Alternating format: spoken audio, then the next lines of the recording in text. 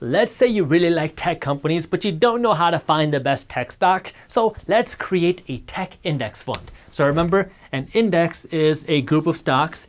And in this, we're going to create one right now. Let's put in Amazon, AMZ, and these are the ticker symbols. Facebook, Google, what's another tech stock? Apple, AAPL. So now we have just created an index, which is a group of stocks. Now, if you want to invest in this group of stocks and you don't want to individually invest in all these companies, you can invest into this fund. So now this has just become a fund. This fund invests in these individual stocks and you can buy shares of this fund. Now, you're not going to be the person that's actually creating the fund because there's a lot of complexities into that and they get a lot bigger than this. I'm just showing you kind of as an example of what an index is, but you as an investor can invest into a fund which invests in a bunch of stocks. That way you don't have to try to find the best company to invest in. The reason passively managed index funds have become so popular is because back in the day, the only way that you could invest in funds was by investing in what's called actively managed funds. Here's the thing, someone or something has to manage this index of stocks because if Facebook goes out of business because people don't want Facebook anymore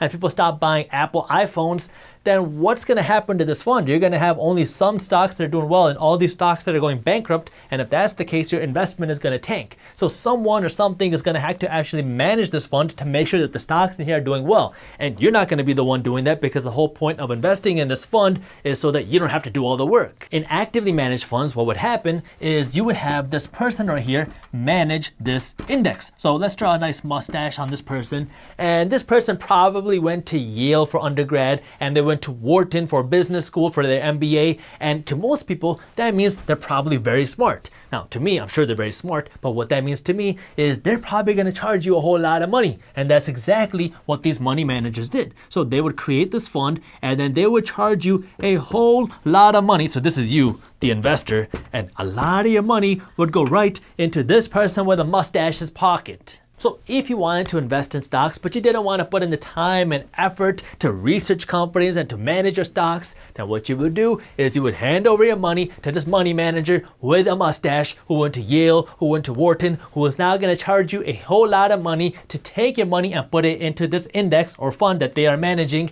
And if your index, your investment goes down, they're still going to charge you a lot of money. This model is why index funds, as we know them today, were created. Now, I have nothing against mustaches, but I really like the idea of people being able to invest their money without paying all their money in fees. The way it worked is instead of having this guy with a mustache manage your money, how about, and let me erase the mustache and the person, how about we just have a computer manage your investments because computers are a whole lot cheaper to manage and we can just tell the computer, hey, why don't we just create this investment where this fund invests in the top 10 tech companies. And now if Facebook goes bankrupt, this computer can automatically kick Facebook out and put in a new company. So this was automation coming into the money management and investment game because now instead of paying an expensive money manager, people can create an algorithm of what type of companies they want to invest in. And so if you want to invest in the top 10 tech companies and one company goes below that threshold, this computer will automatically kick this company out of the fund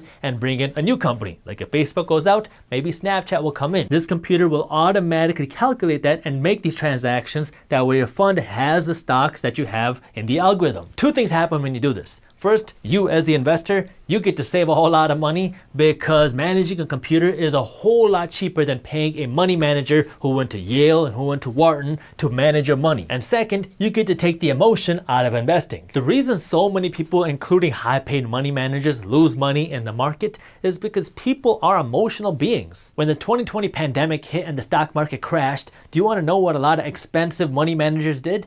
They sold. They were selling stocks out of their fund out of fear. If your fund manager makes bad trades and you lose money in your investment, but you also have to keep paying your money manager. Look, there's a time and a place for actively managed funds. But if you really want to get the good money managers, you need a lot of money to invest with them. So now we're talking millions of dollars. If you don't have millions of dollars to invest, chances are you're not going to get access to the greatest money managers. passively managed funds let you invest your money into stocks while paying low fees, and a lot of times these passively managed funds will get you better returns than actively managed funds, and you get to pay way less in fees. But in order for index funds to build you wealth and really make you money, you have to invest in them the right way, because this isn't one of those things where you can just invest in an index fund on Monday and expect to be rich by Wednesday. Index fund investing is a long-term wealth building tool, and the way you make the most money and build the most wealth by investing in index funds is by investing money consistently into the index funds and investments that you have. So this is investing money every week or every month into your funds. Now, investing has risks, okay? You are never guaranteed to make money when you invest. You might even lose money. So make sure you always do your own due diligence and never blindly listen to a random guy on YouTube. But let's take a look at this. So VOO is an index fund created by Vanguard,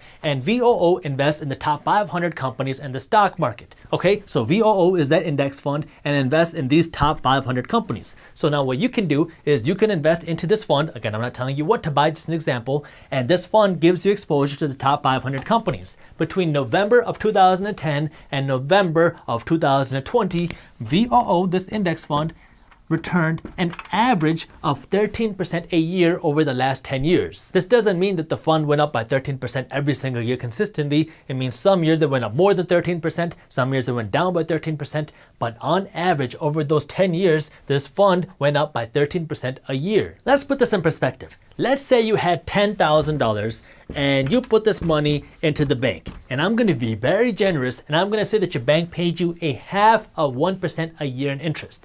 If you did that over 10 years, your $10,000 would grow, and it would grow to a whopping $10,500 after 1 decade. If you put your $10,000 here into this index fund that gave you general exposure to the stock market, then your money would have grown from $10,000 all the way up to $33,000. And this is on the side without you doing any work. You just put your money in and then you go do something else. Now, I get it. Hindsight is 20/20. Of course, it's easy for me to look back and say, hey, you should have done this. But this is the reality of how investing works, okay? If you don't take risks, your money is not gonna grow. If you enjoyed this short clip from my longer videos, here's another clip that I think you'll love. And while you're at it, if you're interested in learning more about how to start generating passive income, our team put together an amazing guide on how to start generating passive income for free. All you gotta do is click that button right over there. Thank you for watching, and as always, keep hustling.